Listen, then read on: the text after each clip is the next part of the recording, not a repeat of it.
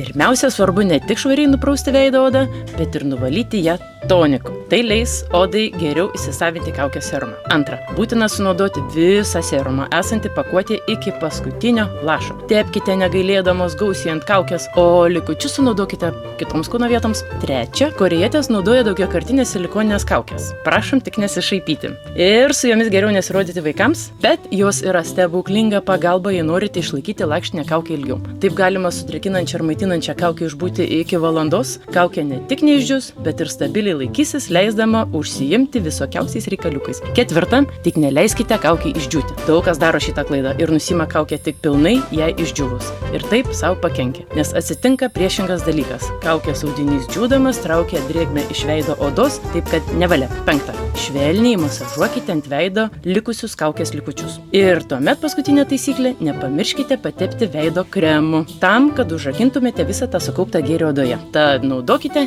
ir gražėkite, o svarbiausia, kaifuokite, nes gražaus veido paslaptis pirmiausia slypi laimingose akyse.